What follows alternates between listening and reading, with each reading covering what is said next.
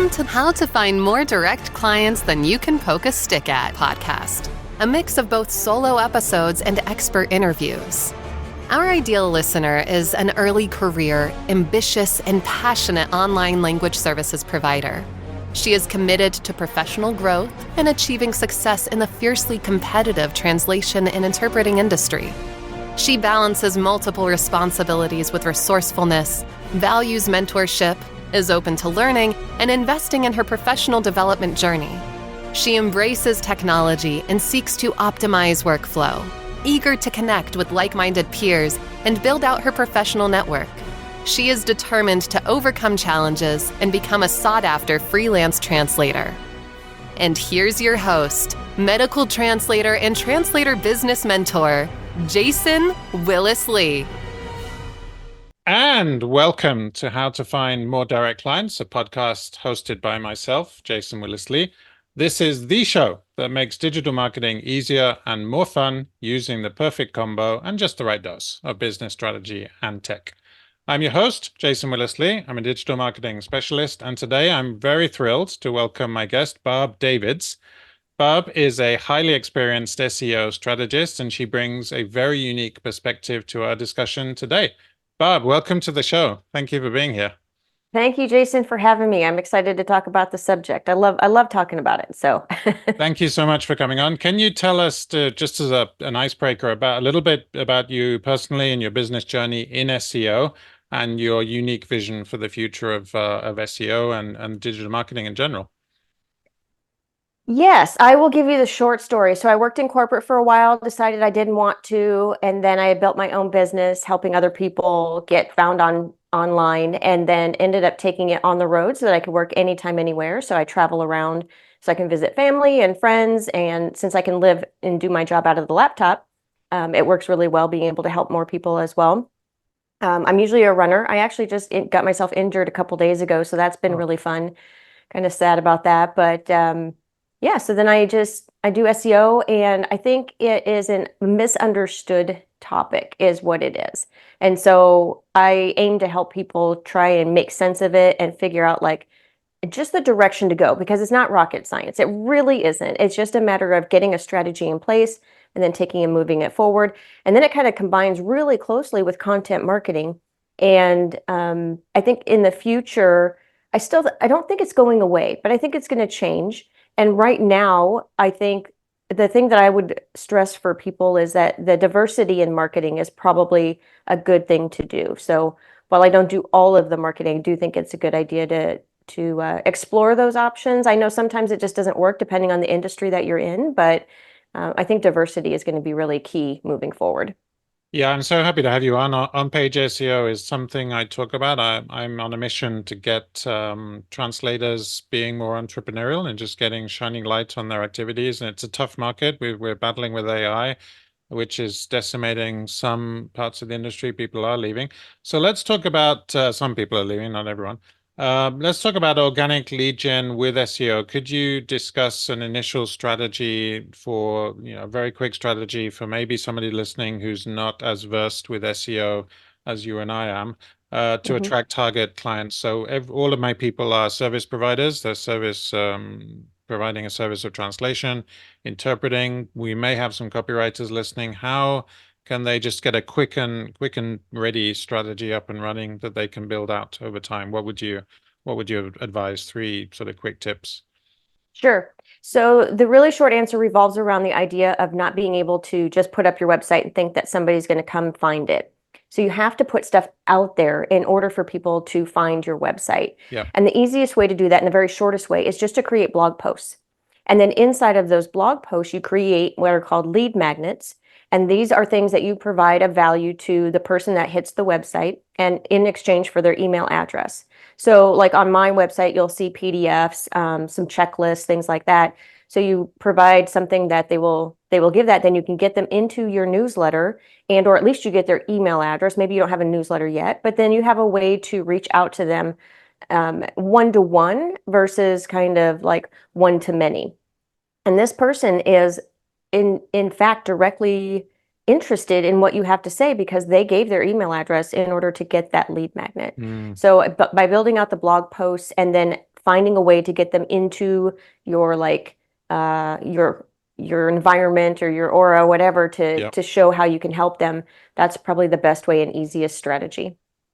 This is so good. I'm pleased to say I do that. I do blog posts, and I have an SEO coach. He's actually my former IT. Well, he's my IT maintenance guy, and he helps me with SEO because he has a website. He has an amazing results of organic ranking with that website. So I said, you need to help me with SEO. So I do 3 internal links to my own online assets, and I do 1 external link to a prestigious site outside to try and get backlinks back. So I tie up the lead magnets. I talk about on-page SEO, direct client marketing, because my people, we have a dichotomous market where we work with agencies where there's a middleman or middlewoman and the fees are not so good, and we work with direct clients. So I recently published a book called How to Find More Direct Clients. That's what the podcast is called. Just trying to get everyone to work directly with clients. It's more gratuitous, I think, and conditions are better. So I'm pleased to say I do many of the things you're talking about. What about keyword research tools, Barb? What about resources, both paid and free? I've heard of Mangles. I've heard of Google Keyword Planner. Are there tools that we can use for free and get some good results, or do we have to spend some money, a little bit of money, and invest to get a good return on this strategy? No, the thing that costs, it depends on the user experience that you have with the tool. There's a lot of tools that are out there for free, and those do just as well. It's really about the interface of the tool and what the tool's business model is. You can go to, I'm not even sure of the tools, but if you do free keyword planner, there's some out there. They do put limits on it so that you can only do so many per day, which is totally fine. Let's come back the next day, right? You can also do keyword planner inside of Google Ads. So you don't even have to purchase Google Ads to be able to use the keyword planner. The kicker with that one is that it doesn't really give you a solid foundation of how many searches there are, but it can give you an idea if it's high, middle, or low. And then the other one that I like that's really budget friendly is called Keywords Everywhere. It's actually through a Chrome extension, and you buy $10 worth of credits. And for a normal business owner or a normal person just using the tool, those last forever. And so you get this information about like how many searches are happening for a keyword, the competition level. And then you can also do it so that if you go through, it'll show you on your search page where that page comes in, and you can look at any page's top keywords. So that's kind of a fun tool without it being like super, super large. Like there's some tools out there that I think are just way overboard for any normal small business owner or entrepreneur. Mm-hmm. Okay, so let's get very specific. One of my coaching clients is looking to get into the horticulture field. She's passionate about horticulture. She translates from Italian to English. She's looking at direct client events in Italy, and we're talking about her strategy and how she's going to roll when she gets there. How would she be looking for the keywords to kind of embed into those? So using the tool Keywords Everywhere, which is the one you like. She would just go in and identify. How would she extract the keywords to embed and bake into her blog post and her content on her website? How would she specifically do that? So the first thing is to understand who she's targeting. So if she knows what phrases they are typing in to search for her service, that's the topic that she would want to do. So what she'll do is turn on Keywords Everywhere, because you can turn it off and on. Then you go plug in that phrase. And then usually what I do is I look at like the first top pages that come up for that phrase. And then I look at the other phrases that page is ranking for. So that gives me some ideas of different topics to hit. So the idea is that when you type in a search, only one page comes up. So you only want to target one keyword per page. And it's not about saying, okay, let's say you have a blog post about subject A, but you really want to target subject B. You can't just put subject B keyword into subject A blog post. It doesn't quite work like that. You have to write about subject B. Right. So let's say you decide to write about subject B. I actually have 11 pieces that you can look at on a page, but I'll give you the real high level ones that really make a difference. Yeah. And that is your page title or the headline of the blog post. There's no and I got to walk around with a splat. I always laugh about this because like everything's a disclaimer, right? No one thing that I'm telling you is going to make you jump up to page one, but it's all the little things that combine together. So Yeah. when I say these things, just know that it goes together and there's some other things around it. But if you put your page title and have your keyword in there, Mhm. and then in your meta description for Google, probably they don't actually use it. That's the kicker, right? They don't use the actual keyword. But when somebody's searching for something and that word that they typed in is in that meta description on the page, it kind of links their brain to be like, oh yeah, they're talking about what I want to talk about, what I'm looking for. So that's why that needs to be in there. And you can always see, I do have to go on a little side note here because this is a really good tip, Mhm. is if you put your website into Google, you can see how it looks to Google and how it looks to people who are searching. So if you put site colon and your domain name, so Yeah. SITE colon domain, you can see what all of your page titles and descriptions are. And a lot of people get taken aback about how maybe unpolished they are and how they can just rechange some things. You know, a lot of people have the word homepage as their homepage when really it should be their main service or their name or something like that. So, but you take and put it in your title. Yep. And then you put in your meta description. And then I usually say put it at least in the first 100 words or the first paragraph. It's not like you probably won't anyway, but just as a reminder to go in there in case you decide to do some long intro that's not even related. And then every 300 words or so is pretty good. A lot of people question about what length a blog post should be. And technically, there is no set number, but what I found is when I read a blog post that's under 800 words, it feels too surface level for me. So I tend to suggest doing one at least 800 words more, if better, Yeah. because the longer that it is, as long as it makes sense, it gives Google more context as well as help the reader. So you can do that. And then you have your images. So you have your images on page, whether that be a screenshot or a graph or somebody else's image, but you put those on there. And that's another place where you can put keywords as well. So the image file, a lot of times what we do is we go into Canva, we download a photo, and then we upload it just the way it is. But that file name is all gobbledygook. So you want to put your keyword as the file name. So keyword -a, keyword -b .jpg. And then the other piece is the image alt text, and that's called image alternative text. Technically, that's for screen readers. So when the screen reader is reading out what the image is, it's describing what the image is in words for the people. And you can use that opportunity to put your keyword in there if it fits naturally, because first and foremost, you want to describe what the image is. And then I think there was the size of the image. So a lot of times what we do too is we just download an image and we just plop it up there. But if you upload an image that's way larger than the space that it needs to be, that can sort of slow down your page a little bit. And maybe we don't see it, but Google can see it in the back end that it's taking up too much space. So those are probably the biggest things I can think of for blog post optimization. What if I'm copying a Google image into my blog post just above the hashtags? Where does my old text go there? Is there a place in my WordPress? Where am I putting the old text in WordPress? There's usually an actual field that says image Right. alt text. Yep. Right. Just Okay. right in there. And when you say meta tags, you're talking about the H1, H2, H3 entries within the WordPress again. That's clearly the meta tags is H1 to H6. Is that correct? Those are the headings. So those are like outlines. Okay. So if you're in your WordPress and you highlight your, let's say a paragraph title, like let's say you have a subheading, you'll highlight that and make that a heading 2. And then the meta stuff is inside of what would be probably whatever SEO tool you have on your WordPress. Yep. And it'll say title and then description. And you can change that inside of there. Yeah, I have Yoast, which is a plugin Yep, for that's WordPress. a common one. I use Yoast.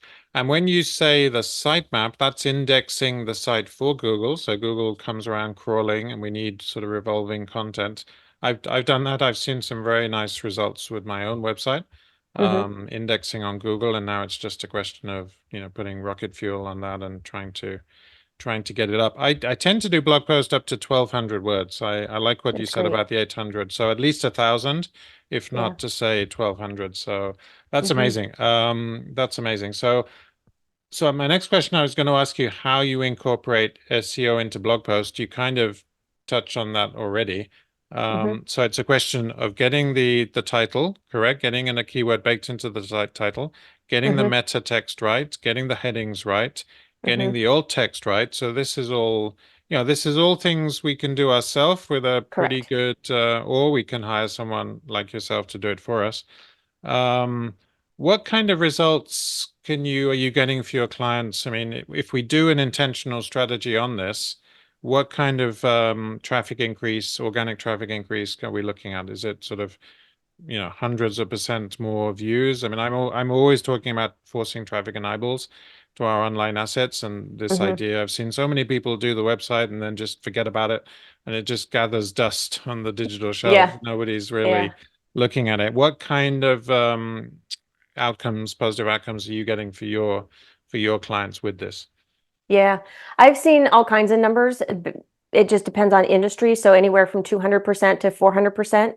And those are obviously relative to the starting number, right? Yeah. So here's what I would encourage people to do to see what kind of traffic they could see Hmm. specifically. So if you take the keyword A, and you say, let's say it's got 1,000 searches per month. And if you're not showing up on first page, you're missing out on those, right? The 1,000 searches per month. But technically, not all people click on that one result at the top. So if you take a general, things are totally changing so much with AI, but the general rule of thumb at one point was if you ranked in the top 5 positions, you could estimate that you would get 33% of the clicks. So if you could rank out of those 1,000 searches, you would get 33% of the clicks. Hmm. That could tell you roughly how much traffic you could be getting if you're not already there. So that may be a better way to look at it to say, okay, well, what am I missing out on for me specifically versus like what is, you know, somebody down the block doing? Because it makes more sense because it's going to be your business, your content, your keywords versus whatever somebody else is doing who's been in it longer maybe or doing a lot different tactics. Yeah. Okay. Let's talk about AI a little bit. How has AI changed the SEO industry, and how can we leverage it? And I'm always about leverage and productivity. How can we use AI so for example, could we just knock out a rough blog post using ChatGPT, get those 800 words, and then obviously rewrite it in our own words? That's the kind of thing I'm doing content all the time, daily. That's the kind of thing I do with ChatGPT. Is that the kind of thing you would be expecting people creators to do, or how has AI changed the SEO landscape for you? Because you work with this, you shine light on this specific topic, which for me Mhm. is one of many topics I talk about. Yeah. How has it changed your life and your industry, which is SEO? Well, it's driving me nuts right now, Jason. Okay, It's so not changing. well, not well. No, not well. It is a little like because it's just changing all the time, right? Like it's a Right. very turbulent industry right now. Constantly evolving. Yeah. Yeah, exactly. And so what I found so far is everything that comes up. So the AI overviews, just as a reminder for people, I don't know what you've talked about or not talked about, but when somebody types in a search query, you get this one answer, right? This one block. But Yep. this is something that they've been doing for a while, but in a different atmosphere, different fashion. They've been doing what's called feature snippets. So sometimes there would be only one answer available. What's happening now is it's just aggregating things from existing websites, existing rankings like page 1, page 2, and aggregating that into one answer and then citing those sources. So it's technically so far using only what it knows from its existing SEO results Mm. and existing websites. So what we're doing as business owners right now doesn't change in terms of technically how we're doing things. But what it makes us realize is that if only one answer can come up, they still will cite the sources, or at least so far they will. They have to pull from somewhere and give credit to the people that they got it from. So being able to rank is still a very good option because it's still pulling from those results. What kind of ranking on Google Search Console is realistic? Because I'm getting a number of something like 25, 26 on my own efforts into my website traffic. Is that good? Is that bad? Can that be improved? I know I have to get that number down. Yep. So that's my ranking. I'm not page one, but I am Yep. getting hundreds of views, and I am getting clicks, and I am driving traffic and eyeballs to the asset, which is great. And I'm getting some engagement on the blog post, and people are coming on, and clearly I'm seeing um, some upside from month to month because I do this. Yeah, it's the kind of thing you don't see an immediate ROI, isn't it? You kind of have to do Right. it like going to the gym. Today I had a reflection on personal growth, and I was discussing, a relationship and somebody I met through my conference, and I'm not sure if I'm going to see that person again or not. That kind of thing, and other things I'm much more specific about. What kind of figure is realistic? I mean, how good is 26? Is that good? Is that bad? Because I'm intentionally doing this to lead people behind me and teach them how to do it Yep. through my SEO consultant, my IT guy who comes and helps me with these things, and we're tweaking things and doing things differently. How good can we rank just organically without doing paid ads, without doing Google ads, and without funneling a lot of money into paid advertising? How good can we get this just to being organic? You can get to first position. Right. It's going to vary by position. It's going to vary by, excuse me, not position, keyword and Yep. topic and industry. I think the real question is it getting you the leads that you want, or is it giving you the sales that you want? Right. I'm a firm believer of, I don't really give a crap what rank you are, as long as you're getting what you have on the other side, because it's Yeah. really about whether or not you're getting the things that you want to see Yeah. after they land on your website. So Conversions. Yeah. yeah. So I think that's a big thing. I think though, when you sit at that position, generally speaking, without seeing the page or anything, I think you have a really great opportunity to hit first page, because Google is like, hey, I like this guy. Let's put him on number 25. So that's page 3 technically, right? So you have 1 through 10, 11 Mm, through 20, 20 through 30. yeah. So maybe there's something that you can do to tweak to make it go higher. And that's I think where it gets frustrating and confusing too, because like, okay, well then what do you tweak? And then you have to sit and wait. And then you kind of wait, okay, nothing's happening, or maybe something did happen, but when do you go again? Sometimes it's just a gut feel. I have one blog post that I've been working on for the past like few months. Mm, It's been sitting on page 2 for the longest time, and it has a ton of impressions. So I was like, well, I'm gonna see if I can get it onto page 1, yeah. because I was changing the lead magnet. I was changing some things on the other side, and I did some things and then it dropped.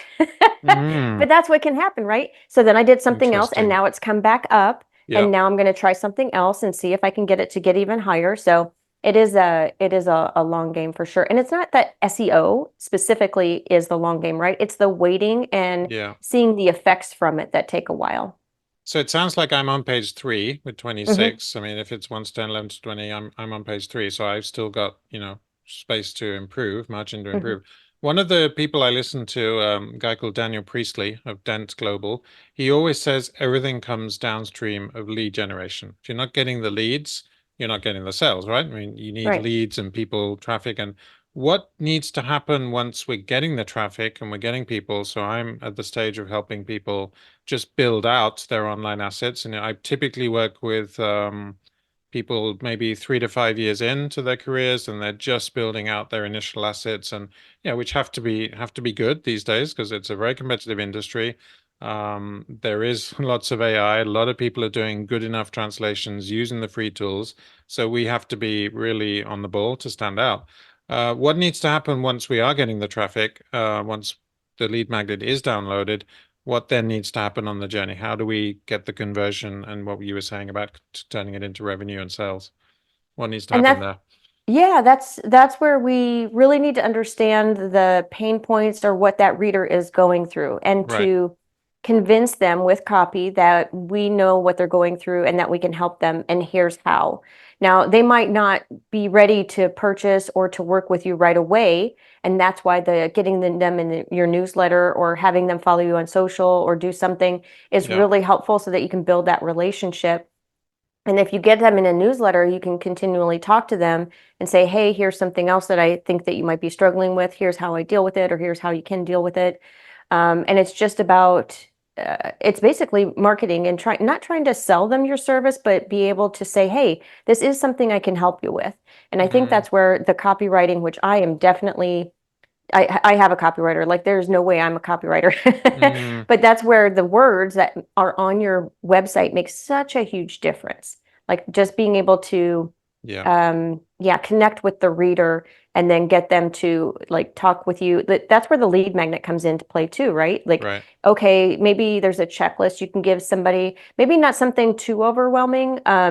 Like you want it to be easy for them and a quick win. So to not only to give them value, but something that also kind of helps them understand that, okay, yes, I do have a problem. And yes, I do think you can help me with it. So that Mm, next stage might be a short purchase or a small purchase, or yep, it's like a 1 hour consultation to get them to better know you as well. And then you can move them into the next piece. It all depends on, your whole workflow or your whole sales line yeah, too. yeah. The funnel, Hmm. exactly. I was going to ask you before we go on to the final five questions. I had a question, now it's gone from my mind. Um, Okay, let's go into the final five, and that'll come back to me. So Okay. we ask all our guests these questions. What is one productivity tool or tip you can't live without? I'm big on productivity, feel good productivity, in specifically feeling joy through work. If you're not happy in your work, you're not going to be happy in your life, right? Because we Right. spend a lot of hours working. And what's one productivity tool or tip you can't live without? Maybe it's AI related, or maybe not, because you said AI is causing you a lot of headaches. Yeah. Um, is there a Um, tool you can't, you can't live without? You'd be lost without it. yeah, running. I'm Oh, gonna nice. say exercise, running for me because Good. when I don't have running, like Yeah, I feel lost, and then that affects my personal life and my business. right. Yeah, I totally agree with that. I train 3 hours a week, or well, at least 2 hours a week, Mondays and Wednesdays at 7. It's the first thing I do before I shower, have breakfast, coffee, anything is running. Yeah. And I love that. Yeah. And I feel emotionally healthier and mentally more Mm-hmm. alert. So I love Yeah. that answer. I Yeah. asked somebody that, and somebody said a diary, just a paper diary, Ah. Yeah, just yeah. pen and paper and pen diary, Yeah. which is interesting. Um, Myth busting. I do a lot of myth busting as well. What's the biggest myth that you've seen in terms of SEO? What do people, you alluded to it earlier. You said there was something misunderstood, or just before we hit record. What's the biggest myth people have about SEO? That it's difficult. I think that Hmm. is the biggest one. It's definitely not difficult. It's just a matter of know. It's kind of like when you don't know how to do something, you don't know where to start, and that's all that is. So if Yeah. you can, if I say if you can, I mean that's also the problem is there's so much information on Google. But I think it's kind of like anything that you want to learn. You think about, okay, well, what's the first step? And then if you get your plan in place, it just makes it so much simpler. It's not as difficult as it might seem. And in one word, how would you describe SEO? In one word, how would you describe it in terms of getting people closer to it? Well, that's a good question. One word. Um, Sustainable. Sustainable. I like that. Yeah, that's a good one. Yeah, I normally ask that in the context of AI, and I think the Yeah. best answer I had was overhyped. Somebody said it was Uh, just we're all talking about AI far too much instead of yeah. working out True. how best to use it to our advantage, right? Yeah, Yeah. sustainable. That's a great one. What's the best business advice you ever received from a mentor, or maybe you've given someone else, one of your clients or mentees? What's the best business advice you've given them Um, or received? yeah, I think the best one that I could give people is to take time off a Hmm. little bit here and there. I definitely am an over worker, like I am a workaholic, and Right. that definitely, when you can step away for a minute, it really clears your brain to be able to think more clearly about where you want to take your business and things you want to do inside of it. Yeah. So I think stepping away for whatever time frame that is for somebody, but yeah. That's very topical for me. In November, I'm going to an entrepreneur summit with mentor Chris Ducker. It's called the Long Haul Leader Summit, and it's all about anti-hustle. It's all about anti-hustle and grind. And Yeah. a lot of us are, some degree of hustle and grind. It's necessary, right? I go in, and you have to generate the income, the revenue, and the client conversations and meetings, but it's Hmm. all about exactly what you said, taking the time, the space, the white space to be with your loved ones and the people who mean the most to you. So that's a great answer as well. What's the best Yeah. investment you made? What's the best financial investment you made in your life? My copywriter, for sure. Oh, wow. That's a good one. Yeah. Yeah. Hands down, That's, that was what was stopping me in my business when I first started. And I was really just disgusted with my website. And I didn't see how closely related it was to SEO at the time. That's what's really interesting. But the words and how you can get people to connect with you. I mean, even in conversation, right? It's the words, but on your website, it's even more important. And yeah. my freeing myself up to hire out for something that is not my expertise, then that was a huge weight lifted. Yeah, buying back your time to concentrate on your zone of genius or area of Mm-hmm. mastery. Yeah. Yeah, I use a copywriter as well. She copy edited my book. It was much better after. Yeah, it's still not perfect, but it was much better when she went through it and just imbued it with my personality and my likes. And I said I like this, and this, and just put that into it. One of the Yeah. things we did was get my like of things like Star Wars and Back to the Future. And then one of my friends said, well, maybe this is appetizing for our generation, people in their late 40s, early 50s, but maybe the younger, the millennials, they won't get this at all. So that was an interesting comment. But I feel Yeah. that personal branding is getting your likes and personal taste. That's what makes us stand out, right? Right. And we're all personal brands, so that's something I teach as well. Barb, it's been amazing talking to you. Any final thoughts or takeaways for our audience? Any key messages? What somebody who's listening who's thought about SEO, just getting started, what's your encouragement to keep them going? Any key message? Yes. So my biggest takeaway is just get clear on your intention with what you want to help the world with Mm-hmm. and pull that into your website. Take a few Yep. minutes, every week to work on the SEO or whatever marketing. I mean, it's just about spending some time on the marketing too to figure out which method is going to work for your offer or your energy levels, like because some people like social, some people don't. So I think it's just get clear with your intention and write it down, make it be known. That's my biggest takeaway. Where can my listeners connect with you, and what's the best way to learn more about your work and your expertise? Where's the best way they can connect? Yep. The best way is to go to my website, which is compassdigitalstrategies.com. And there's all kinds of free resources and ways to connect with me on there. All right, there you hear it. You can connect with Barb there. That's a wrap. Let's wrap it up for today's episode of How to Find More Direct Clients. Stay tuned for more engaging discussions on the ever-evolving landscape of language and marketing, digital marketing. Until next time, remember to stay on your game and don't forget to future-proof your career in the AI era. That's bye from me. And once again, thank you very much to my guest, Barb Davids. Thanks, Jason. Here's a fun fact about Jason. As a kid, Jason was heavily into magic, juggling, and ventriloquism.